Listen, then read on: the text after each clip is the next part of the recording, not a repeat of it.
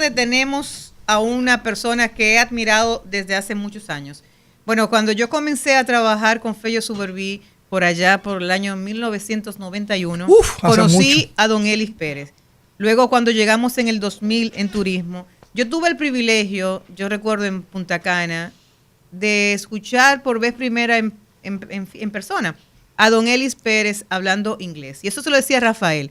O sea, para mí es un orgullo don Elis, la capacidad que tiene comunicativa, siempre ha tenido, pero sobre todo un inglés casi perfecto, porque yo digo que no hay nada perfecto, siempre hay, pero un inglés perfecto. Esa imagen siempre la retengo en mi mente y esa imagen también me retorna al legado que don Elis Pérez tiene en el sector turístico de nuestro país. Quienes hablan de turismo en el país tienen que de una manera u otra siempre asociarlo a don Elis Pérez.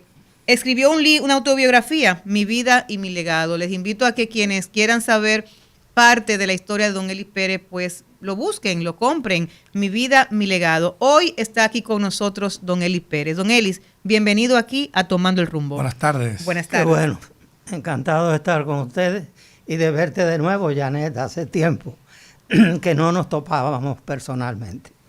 Bueno, tú hablas de lo del inglés y tú señalabas más temprano el asunto de que lo importante que es cómo se termina, no tanto cómo se empieza.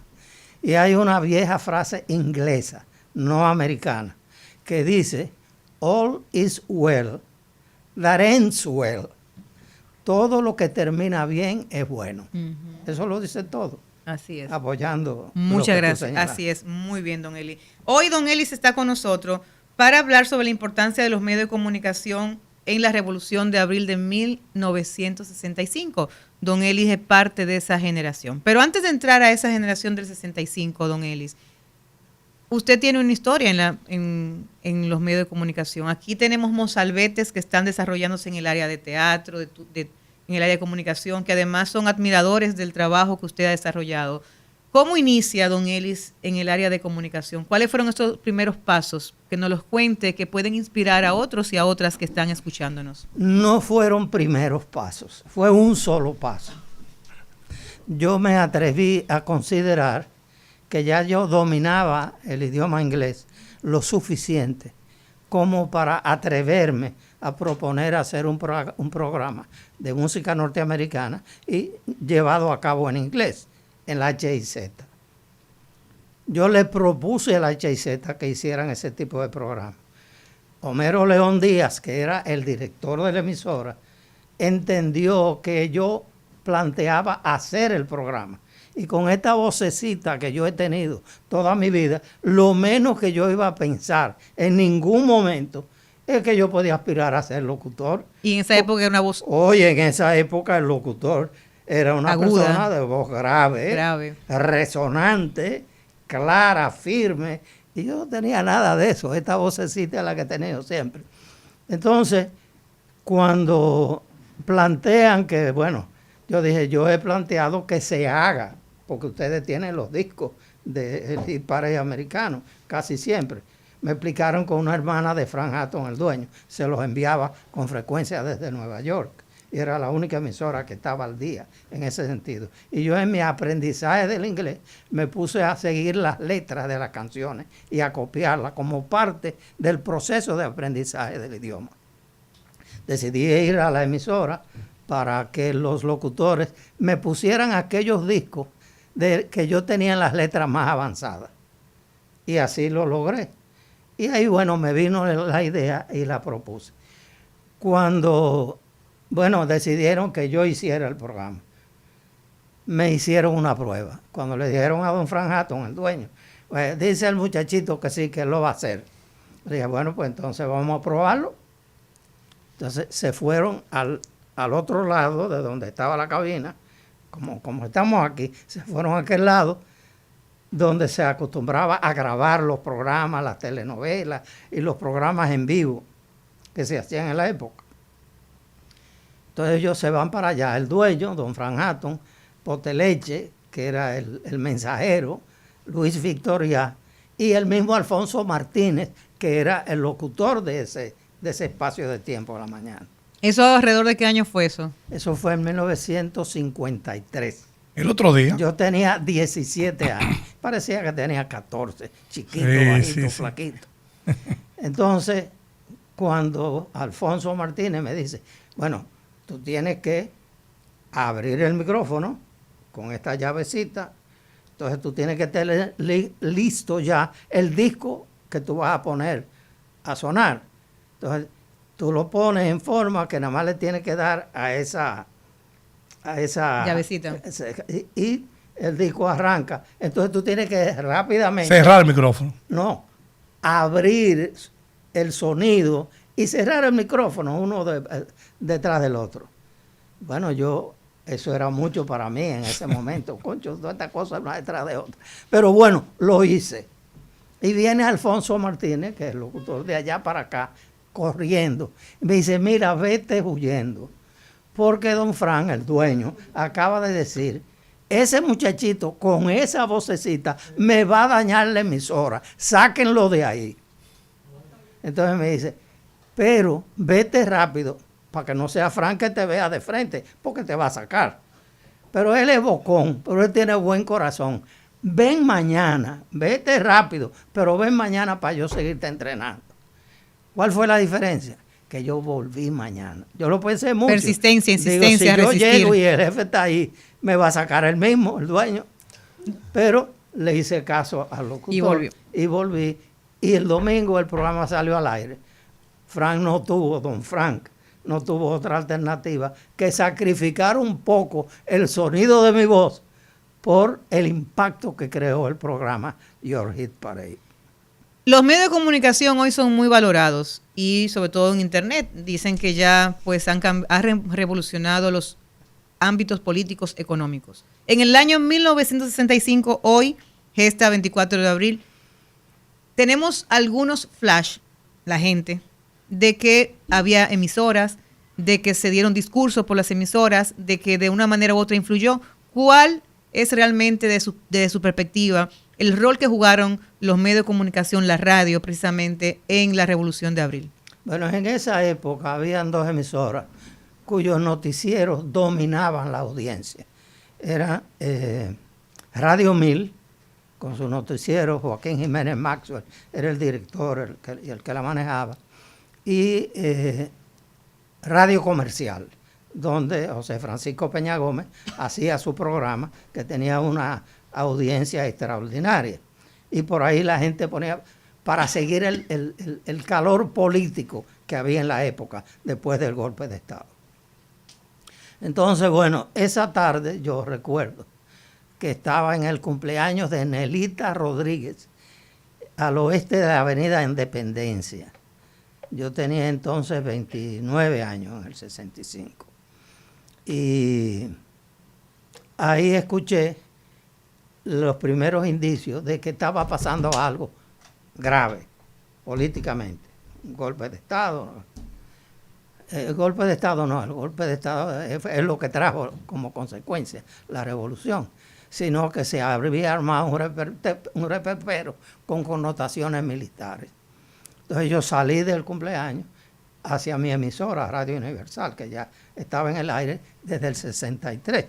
De hecho, en el camino nosotros transmitíamos los juegos de pelota de Grandes Ligas, que fue algo que yo inicié en esa época, siguiendo la carrera del primer grupo. Porque también usted fue comunicador, narrador de deportes, de béisbol de los primeros. Entonces, cuando voy camino a la emisora, me llamaron por teléfono para decirme que la policía acababa de llegar y habían cerrado la emisora. Y que se fueron a la planta donde estaba el transmisor y le habían sacado el cristal, que es el que fija la frecuencia para tú poder estar en el aire. Bueno, pues ya yo sabía que estaba fuera del aire. Eso hicieron con la mayoría de las emisoras. Y en esa época en Radio Universal teníamos un programa, se llamaba la revista M&B, con Billy Berroa y Max Álvarez. Y fue el primer programa de radio que puso al público en el aire. Hay un famoso comentarista que se nos fue hace poco que decía como que él había iniciado eso. No, eso lo inició Max Álvarez en la revista MIB a partir de 1963, que puso al público, anterior a eso, los locutores decían, bueno, dígame cómo usted se llama, tal, y qué es lo que usted quiere decir. Dice él que tal y cual cosa. En la revista Mi Vida fue por primera vez que se ponía a la gente a decir, y como era un momento político acalorado, la gente decía cualquier cosa. A mí me cerraron la emisora varias veces. En una ocasión, yo le digo a Max Álvarez en la revista Mi Vida, digo, mira, si ustedes siguen, mandé a cerrar el micrófono. Digo, si ustedes siguen así, van a cerrar la emisora. Y Max Álvarez me contestó de esta manera. Me dijo, Eli, tú eres un hombre joven. La juventud es la que se atreve. Si tú no te atreves, ¿quién lo va a hacer? Yo le dije, abran el micrófono. Y a la media hora lo cerraron otra vez. Otra vez el emisor. La bella Yerlin, ¿qué cuentas? Don Elis, muchos jóvenes hoy en día no me sumo, porque en un momento sí lo pensé así, no vemos como esa importancia que tienen los medios de comunicación y la incidencia en la población. Me gustaría que usted le diga, porque vemos el camino que ha tomado hoy en día los medios, las redes sociales, que han venido a cambiar totalmente la manera en la que se hace comunicación, entre comillas. ¿Qué usted le diría a esos jóvenes que muchas veces no creen en ese poder, uno, y dos, no ven la importancia que tiene en los conflictos políticos y cómo es una herramienta de poder para cambiar la sociedad? Lógico que sí. Los medios son la vía de llevar a cabo las ideas.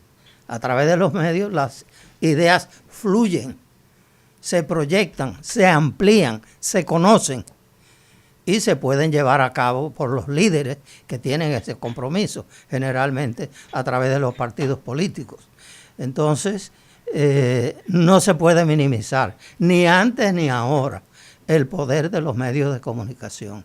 Y si aquí hubo una revolución en esa ocasión, fue precisamente porque habían programas como el de Peña Gómez y los otros noticieros que se atrevían a decir cosas y a comentar cosas que implicaban correr un riesgo en la época.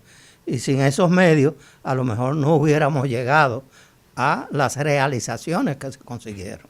En el 65 fueron importantes los medios, fueron importantes también quienes manejaban los medios, quienes como ustedes se atrevían a mantener espacios de difusión de ideas contrarias a lo que en el momento manejaban el poder. Hoy hemos visto, no en este preciso momento, en este gobierno, sino en los últimos 10 años estamos viendo que los medios de comunicación se pliegan al gobierno de turno. Pero lo que está pasando de una manera u otra es que todos los días hay menos disidencia desde la comunicación. O sea, ¿qué nos falta para que otra vez podamos tener mayor equilibrio? Hemos perdido la conciencia ciudadana, es un tema de económico, porque definitivamente lo que usted dijo es cierto, siguen siendo los medios un motor de cambio. Bueno, los medios es lo que le permite a los contestatarios tener una voz que se escuche y que se propague y que sea tenida en cuenta. El que los medios sirvan como un instrumento del poder, del dinero, eso no lo para nadie, porque vivimos en sociedades capitalistas y eso es así. Peor es la otra sociedad cerrada que no permite que nadie hable, nada más que los grupitos suyos. Así que es preferible dejarlo abierto, aunque se corra ese grado de riesgo, porque siempre habrá gente como tú, que te estaba escuchando desde el principio, que eres contestataria, que tú dices las cosas que tú crees, y tú pones el dedo en la llaga y lo señalas. Bueno, siempre habrá gente como tú que lo hará, y para eso es que es importante que los medios estén abiertos. Es preferible correr un grado de riesgo de algunos insensatos que usan los medios y los abusan, pero que no se pierda la oportunidad de aquellos que toman el camino correcto, el camino recto, tengan la oportunidad de hacerlo. Eso es fundamental. Freddy Miguel, otro joven de nuestro equipo. Don Elis, me leí un libro hace mucho que hablaba sobre el papel importante de los locutores de abril. ¿De los locutores? De abril. De abril. ¿Qué papel aparte de los locutores de Abril, jugaban los empresarios de la comunicación? Bueno, los empresarios de la comunicación, yo te puedo decir que en sentido general, son presos de las circunstancias que se dan. En ese momento, tú estás hablando con un empresario de la comunicación. Yo era dueño de Radio Universal. Y cuando Max Álvarez me planteó, tú eres un hombre joven, si tú no te arriesgas, ¿qué podemos esperar? Los jóvenes son los que se atreven y se arriesgan. Y yo cogí el mensaje inmediatamente, le dije, abran el micrófono. Y en media hora estábamos cerrados. Yo sabía que iba a correr el riesgo, pero me tocaba hacerlo como joven de la época. Esa es la diferencia. Habían otros que no se atrevían, los de más edad probablemente, y los más conservadores en su estilo de vida y su forma de ser. Víctor Félix, con usted. Don Ellis, entonces podemos llegar a la conclusión de que el mensaje político contundente de la época, de esa época del 65, fue determinante para que la sociedad reaccionara de la manera que reaccionó. ¿Fue una parte importante para que eso sucediera? Lógico que sí.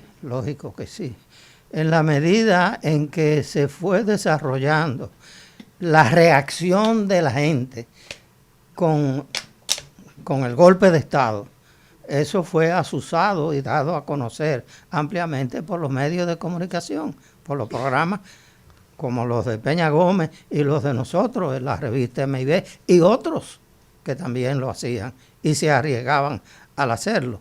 De manera que los medios de comunicación fueron fundamentales. Yo recuerdo que, si mal no recuerdo, el 24 de abril cayó un sábado. Al otro día, domingo, yo vivía en la calle Benito González, en la Caracas 136, en una cuestecita que hay ahí. Y yo vi al coronel de la Revolución, a Camaño, yo lo vi pasar por el frente de mi casa con su grupo hacia el puente, por la Caracas, subiendo, pasando justo. Ya iban hacia el puente. Ahí iban para el puente. Que tengo entendido que él salió de la Embajada Americana y por ahí mismo cogió para allá, de lo indignado que se sintió. 2 días más, como 3 días más tarde, llegaron las fuerzas norteamericanas. A mí me cogieron el estudio en el Hotel Jaragua, los americanos desde que llegaron, y pusieron ahí su voz de las Fuerzas Armadas en inglés, norteamericana. Y la aviación de San Isidro me tomó la planta, porque mi emisora es la que tenía el transmisor más potente de 5 kilos, y en una frecuencia que, como dicen los radiodifusores, camina más, una frecuencia bajita, 650 kilociclos de entonces. Entonces, estaba cogido por los dos lados. Ese lunes, yo subo a la Kennedy y me topo la Kennedy con Lincoln, con Mario Báez Asunción, que entonces era el director de radio no Continental, que era la de PP, Justiniano, ni Radio Cristal, con Mario Báez Asunción y con Freddy Veragoico, que en esa época estaba dirigiendo Radio Cristal, que estaba en una frecuencia bajita también. Sí. A él le habían quitado el cristal también. Y Mario Báez Asunción me dice a mí 2 cosas ahí. Eli, ya tú fuiste a la voz dominicana a expresarte a favor de la revolución. Digo, no lo he hecho todavía. Dice, pues Freddy acaba de venir de allá. Todos recordamos las imágenes de Freddy. Sí. Así es. Freddy acaba de venir de allá. Digo, bueno, pues yo voy para allá. Entonces, el otro detalle es que en el 27, el kilómetro 27, el puesto del ejército que estaba ahí, de la Duarte, el coronel Guerrero está con la revolución, está repartiendo armas y tiene los cristales de la emisora. Entonces Freddy y yo decidimos coger para allá a buscar los cristales de nuestra emisora. Y nos fuimos para allá. Y recibiendo los cristales de manos del coronel Guerrero, ahí alguien entró y le dijo, coronel, acaban de indicar que acaban de despegar unos aviones de San Isidro y que van a ametrallar esto aquí por el reparto de armas. Pero nosotros salimos bajo la metralla, Freddy Vera y yo de ahí. Don Ellis, le damos las gracias. Con usted se puede hablar todo un día. Le damos las gracias primero por estar hoy con nosotros aquí en Tomando el Rumbo. Agradecerle a don Miguel Guerrero, que está enfrente de nosotros y que es una víctima que siempre le robamos un par de minutos de su programa cuando tenemos estrella de la categoría suyo. Gracias. Un minuto más si él me permite hacer una pregunta. Venga, don Miguel, venga, adelante, don Miguel, venga. Don Miguel, que siempre es solidario con nosotros en este espacio. Venga, don Miguel. Yo fui vicepresidente bajo la presidencia de Miguel Guerrero, de la Asociación de Cronistas de Corresponsales Extranjeros. De Corresponsales Extranjeros. El presidente y yo su vice. Félix Acosta Núñez. Digo, saludo antes que nada, Henry. Tú sabes cuánto te queremos y admiramos. Félix Acosta Núñez me dijo que la forma en que ustedes transmitían los juegos de Grandes Ligas, especialmente cuando pichaba Marichal en San Francisco, decía que ustedes lo llamaban por teléfono a la casa de Tito Fuentes y de la mujer ahí, y entonces ella le dejaba el teléfono abierto. Y ustedes oían la transmisión en inglés y tú traducías. Y traducía a Johnny también. Johnny Naranjo, creo que. Sí, sí. Bueno, entonces, me dijo Félix que un día se interrumpió la comunicación y estaba la base llena. Y Félix dice que bueno, vamos a suspender el juego. Y dice, está cayendo sobre San Francisco un tremendo aguacero. No, eso lo dispuse yo. Eso fue en el 65. En el 65. El 65. Yo me quedé sin estudio de transmisión. Entonces, el presidente del Licey, Domingo Pichardo, me dice, Eli, pero la oficina del Licey quedan cerca del Hotel Jaragua, que era donde estaban mis estudios normalmente. Y este año no va a haber campeonato por razones lógicas, por la revolución. De manera que, si te sirve, tú la puedes usar. Yo le tomé la palabra y me instalé ahí, lo que fue la clínica Faxa una vez, en el segundo piso. Ese día volvimos a transmitir, ya a finales de mayo, volvimos a transmitir y un día, tú sabes que estaba la línea divisoria de los invasores contra los nuestros, estaba en la Pasteur. Y esta, donde estábamos nosotros, era dos esquinas cortas de ahí de la Pasteur. Y había un tiroteo. Cuando yo voy a entrar a la emisora, yo siento un ¡shup! Y miro a la pared, una bala que me pasó por aquí y se pegó en la pared. Digo, miércoles, esto es en serio. Pero bueno, subo a mi segundo piso y comenzamos a transmitir el juego. Sigue el tiroteo. En un momento dado, Max Álvarez pide que cierren el micrófono. Me dice, Eli, el tiroteo está como si nos estuvieran tirando a nosotros. ¿Tú crees que debemos seguir aquí? Digo, a lo mejor amaina un poco, vamos a darle un tiempecito. Y seguimos transmitiendo. Caray, al ratico parecía que era de verdad que nos estaban tirando a nosotros. Entonces yo pensé que ciertamente estábamos corriendo un riesgo indebido. Entonces le dije a Billy, vamos a cerrar el juego y yo voy a cerrar la emisora también. Así que comienza a decir que hay un nublazón muy fuerte por el este y que hay una fuerte brisa que lo está acercando rápidamente y ponga a llover tremendo aguacero y los umpires declaran que el juego queda suspendido. Y así lo hicimos. Bueno, cuando yo me voy de ahí, paso por el Hotel Embajador, que era donde estaban todos los periodistas, y que ha sido como mi segunda casa. Paso por el Hotel Embajador y en la puerta me topo con Bocanel, el famoso narrador, que estaba aquí no a narrar nada, sino que él era de France Press. El representante de Agence France Press, AFP, y vino a cubrir la revolución. Cuando él me ve, nosotros ya éramos viejos amigos, o no viejos, pero éramos ya amigos.